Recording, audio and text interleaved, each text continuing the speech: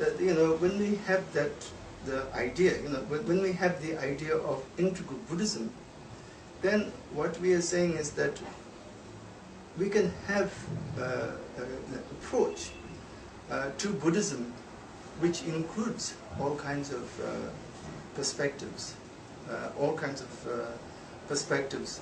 that would allow us to look into our lives in many different ways. Look at our life from a philosophical point of view, psychological point of view, even a scientific point of view, ethical point of view, and even in terms of physical health and well-being, things like that. So I think I think that's very important, and that's why I wanted to talk to you about integral Buddhism. So integral Buddhism, meaning that integrating all different aspects of human knowledge and human pursuits. That is what is meant by integral in this context. And that is important because in Buddhism, as you know, our starting point is the Four Noble Truths.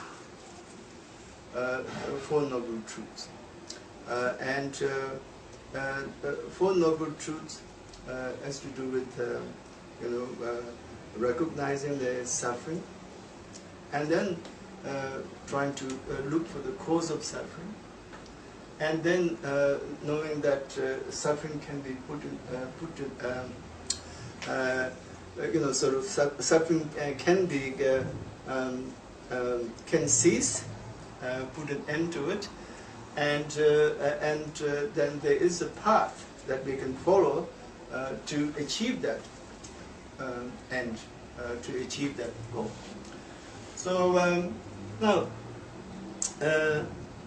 that's why we practice Buddhism. According to Buddhism, that's the only reason. It's not because we're trying to find out who created us and why we're here on this planet and not somewhere else. Whatever. I mean, who's responsible for my being here? Apart from my parents. And even with my parents, who created my parents, and my parents' parents, etc. It has got nothing to do with sort of looking into things in that way, but looking into things in a practical way, seeing where we are situated. And as soon as we do that, even now, as we know, so many things have changed in human history, of course, but nothing has changed insofar as how people suffer. How people suffer is still the same.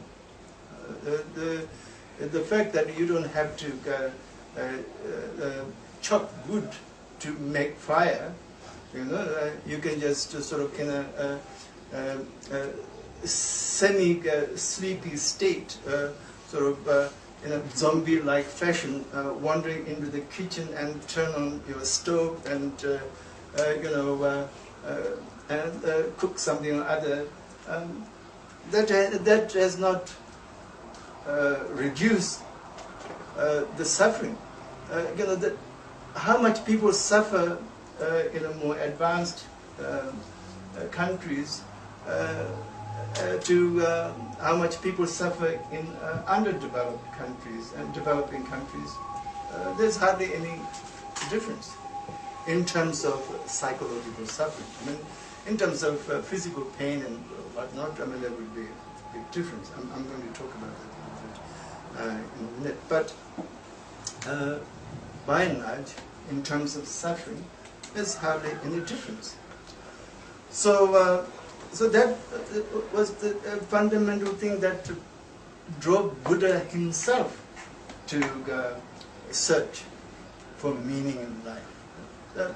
Seeing suffering around him prompted him to look for some kind of solution to what he was going through, what he was experiencing. Buddha was not wondering, why am I here?